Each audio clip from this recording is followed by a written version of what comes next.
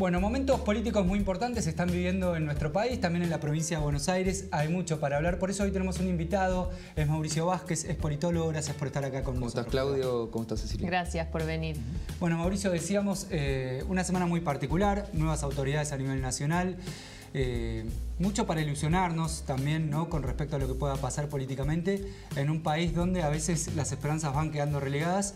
¿Qué te parece para ir arrancando, ¿no?, estos primeros pasos que está dando Alberto Fernández a partir del discurso el martes y bueno, y este gabinete nuevo y algunas medidas que ya de a poco se van concretando? Tomo tus primeras palabras, Claudio. Todo gobierno que comienza tiene una legitimidad que va perdiendo. Eso haga o no bien las cosas, sucede, digamos. Esto está fundado en la ilusión, lo que decías recién. Si me preguntás a mí, creo que Alberto Fernández en este momento está mandando un mensaje hacia el interior de sus filas y no tanto hacia el resto de la ciudadanía. Creo que él se está asentando en un discurso claramente progresista para satisfacer a ese sector de esta alianza de gobierno. No olvidemos que es una alianza de gobierno. Más de alguna manera centrado hacia la izquierda. Y en ese sentido se nota en las figuras que ha elegido en el gabinete, por ejemplo en el área de seguridad, se nota en su discurso. Ahora, si vos también me preguntás qué es lo destacado de este momento histórico de Argentina, independientemente de los hombres, es poder hacer una transición entre dos presidentes que no se veía hace casi 90 años. Y eso me parece que es muy positivo para las instituciones, independientemente de cualquier resultado que tenga este gobierno después. Ese mensaje que vos decís es para adentro, ¿también incluye este mensaje de unidad del que habló Alberto Fernández? ¿Le quiere decir a muchos otros, te digo porque hemos visto algunos discursos de intendentes de la zona sur del Gran Buenos Aires que no parecen tan alineados a ese discurso de unidad, que todavía están bastante combativos? Por decir un ejemplo, hace unos días veíamos el discurso del intendente Fernando Grey, que iba en ese tono. ¿Eso también está incluido, la unidad para adentro? Es lo que vamos a ver hacia adelante. A ver, Alberto Fernández llega en una alianza de gobierno y me gusta resaltar esto porque las particularidades políticas, independientemente del frente por el que se llegan, son de una alianza de gobierno. Claramente Alberto Fernández no representa lo mismo que Cristina Kirchner. No tienen los mismos votos. Y si Cristina Kirchner hubiera creído que llegaba con sus propios votos únicamente, se hubiera presentado ella, claramente no lo piensa. Es muy probable, sí. Pero viceversa, si algún otro dentro del PJ, incluido Alberto, hubiese pensado que llegaba con votos propios, se hubiese presentado por sí mismo. Quiere decir que ahí va a haber una tensión a lo largo del tiempo, una tensión que es evidente. Y en ese sentido tenés sectores más centrados en lo discursivo y en la praxis política y sectores más radicalizados, más propios de esto que se llama hoy en día la grieta. Bueno, ahí, ya que te vas metiendo en ese tema, quiero ir entendiendo un poco el abanico. Por ejemplo, un sector que apoya al gobierno de Alberto Fernández es el gremialismo, donde hay un abanico ideológico importante. Hoy ya hubo algunas declaraciones de algún dirigente sindical, Emilio Pérsico, si no me equivoco, que habló de que no hay morochos en el gabinete. Moyano ya a su vez también había anticipado que iba a pedir un bono. Hay una actitud diferente, por ejemplo, de lo que es SUTEBA en la provincia de Buenos Aires, en docentes que habían tenido una relación muy conflictiva con Vidal como gobernadora. Ahora la relación con Kicillof ahí sería distinta. ¿Cómo ves al sindicalismo, ¿no?, en esta cuestión heterogénea, digamos, con este nuevo gobierno? El sindicalismo es la columna vertebral del peronismo, eso es histórico en Argentina. De alguna manera el sindicalismo es el único ganador a lo largo del tiempo. ¿Qué quiero decir con esto?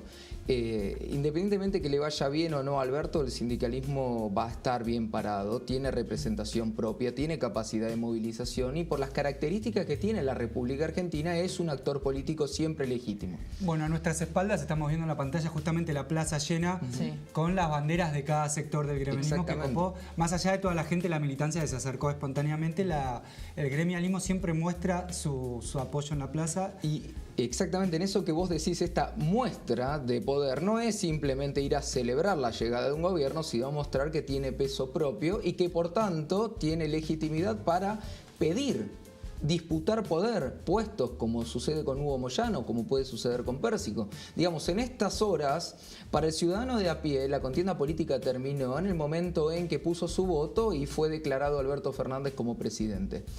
pero de acá en adelante y por los próximos meses lo que hay es una tensión política para ver qué sectores reciben su tajada del juego político, lo cual es muy legítimo. Mauricio, y ahí quiero ir a partir del discurso de Alberto Fernández. ¿Se puede entender o se puede dar lugar al disenso, a la búsqueda de consenso? Incluso lo dijo no solamente Alberto Fernández, sino también su jefe de gabinete, Santiago Cafiero, que van a buscar el diálogo, fundamentalmente en las leyes de emergencia. ¿Y qué pasa para lograr ese consenso? ¿Qué tiene que pasar desde los distintos sectores para que ese consenso sea válido, sea una realidad? Mirá, destaco en parte, Cecilia, lo que decís con respecto a Cafiero como un representante dialoguista. También lo es Guado de Pedro, por más que viene de uno de los sectores que hoy en día son sindicados como los más extremos, como podría ser la Cámpora.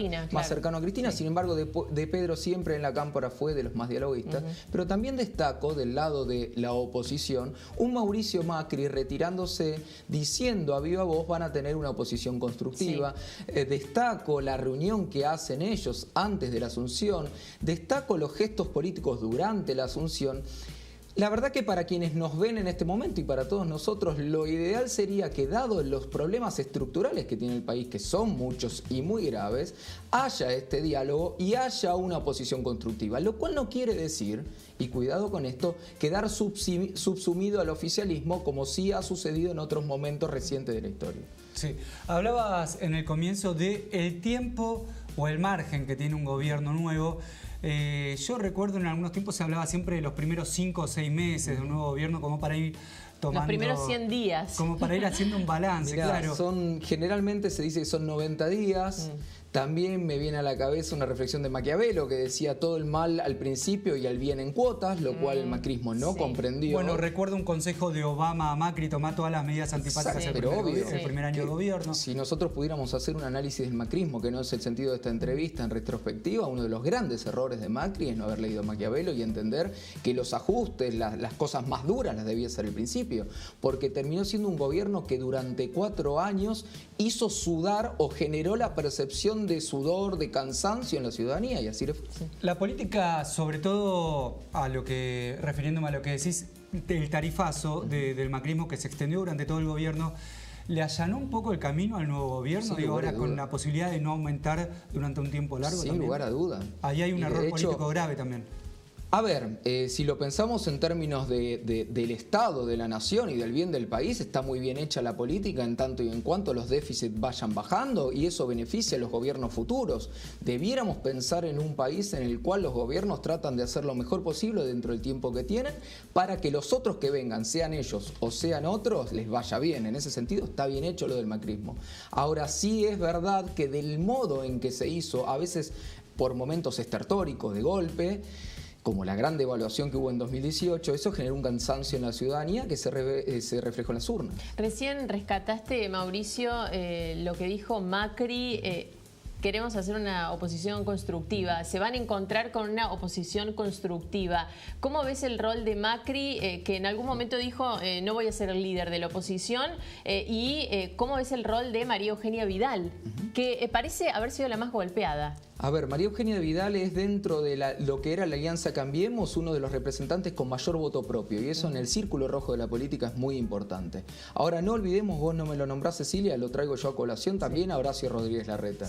Alguien que retiene un bastión enorme del país con voto propio, con una excelente elección, incluso mejor que la anterior. Exacto, fue mejor que la anterior y que de alguna manera ha jugado históricamente en tándem con María Eugenia Vidal. ¿Qué quiero decir con esto? Y volviendo a tu primera pregunta, ¿cuál va a ser el rol de Macri? Macri es quien fue la cabeza de la alianza y quien retuvo un 40% de votos espectacular para el contexto político y económico en el que se vive. Ahora yo dudo pensar que a futuro él sea quien vuelva a encarnar una elección y por conocerlo a Macri después de los años que lo conocemos, es difícil pensar que sea un buen líder de la oposición, alguien que puede contener y hacer política. De hecho, gran parte del fracaso de su gestión tiene que ver con eso. ¿Y Vidal?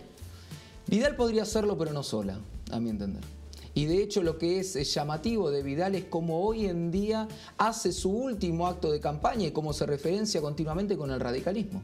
Vos fíjate que ella hace su último acto político rodeada de jóvenes del radicalismo del interior del país, lo cual es una señal que no fue muy reflejada en los medios, pero para el círculo rojo de la política muy llamativo. No nos debiera extrañar que María Eugenia Vidal intente ser candidata por el radicalismo y no por una alianza de Cambiemos. Como politólogo, imagino que te debe seducir mucho estudiar lo que es la provincia de Buenos Aires, ¿no? Sí, sobre claro. todo el segundo, el tercer cordón.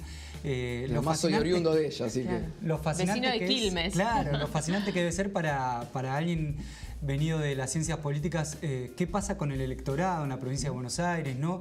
¿Qué análisis haces de lo que sucede en nuestra provincia desde el 83 para acá? Siempre se habla de que hay deudas que nunca se saldaron en la provincia de Buenos Aires. Bueno, la falta de políticas públicas y de planificación para el que es hoy en día el territorio más ocupado del país es significativo.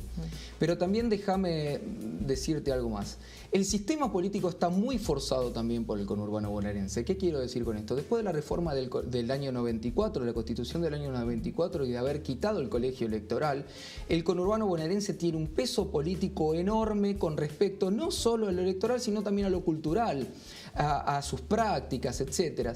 Y yo creo eso que está generando de alguna manera una especie de resentimiento en el interior del país. Digamos, si vos ves las primeras reacciones que hay después de esta elección en algunos cordones que votaron otras cosas en el país, te están haciendo ver que el federalismo político está fallando. Ahora, volviendo a lo territorial, a las políticas públicas, falta muchísimo. En un país como este, que hoy en día grandes porciones de la población sigan sin agua potable, sin cloacas, en zonas que se inundan, sin políticas de salud, creo que es una gran falencia de toda la dirigencia política.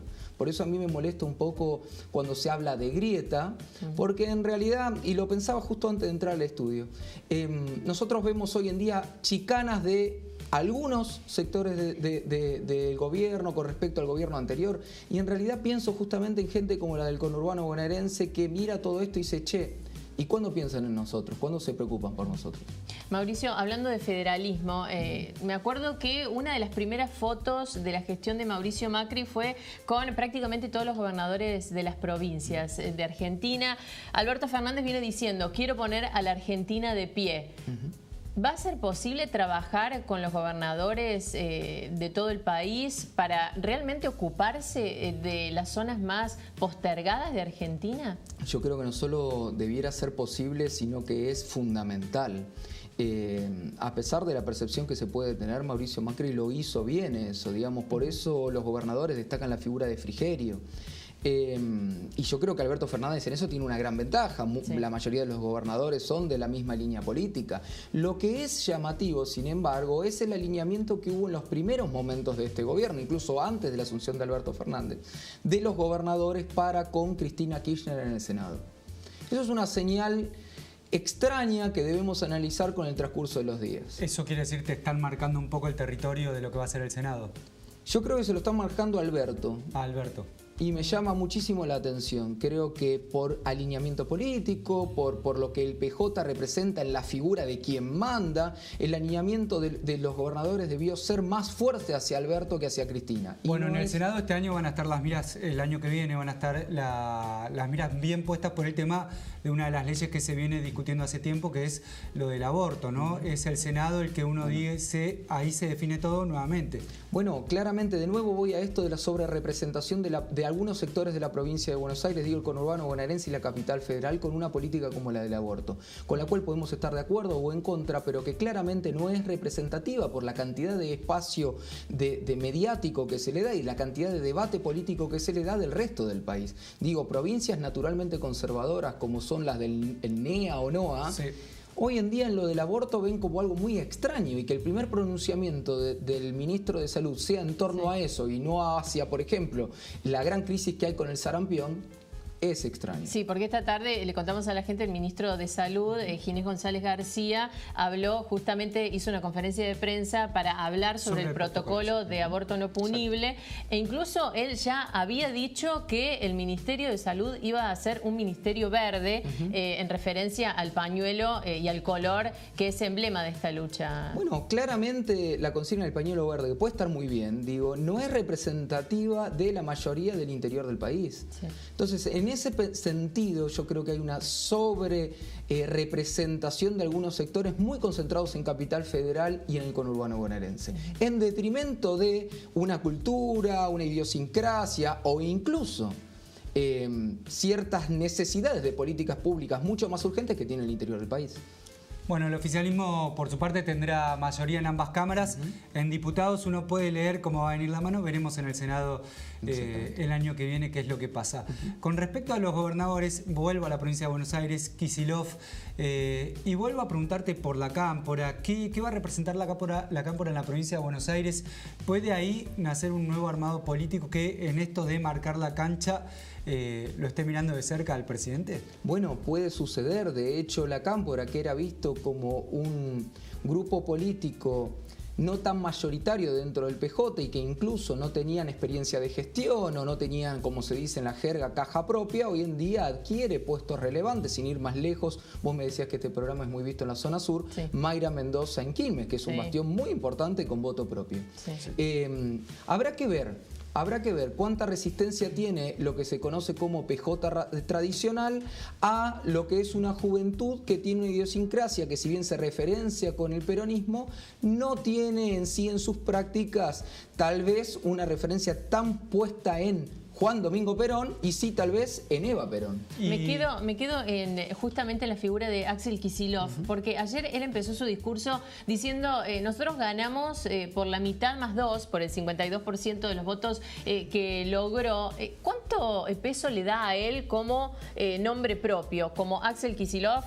Haciendo referencia también a la pregunta de Claudio, ¿no? ¿Qué puede hacer la Cámpora y cuánto poder le puede dar o no a él? Déjame referenciarte en la última experiencia práctica que tenemos. Claramente, el actor político con mayor voto propio y futuro era María Eugenia Vidal, gobernadora de la provincia de Buenos Aires. Y cuando María Eugenia Vidal tuvo que decidir entre cortarse sola, como se dice en la jerga, o ir alineada con Macri, elige alinearse con Macri y hoy en día es alguien, como ella misma dijo, buscando trabajo. Sí.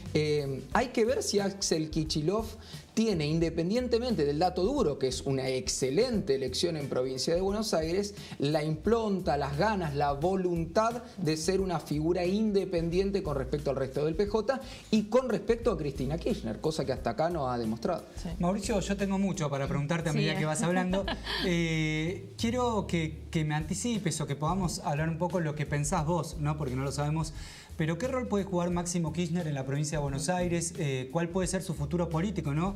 De hecho, lo que uno puede creer que planificó le ha salido muy bien para estas elecciones, ¿no? Y es el desembarco de Kicillof en la provincia de Buenos Aires. Sí, además porque es una figura que ha acompañado en los cierres, en las aperturas y cierres de campaña de muchos intendentes de la zona sur, lo hemos visto.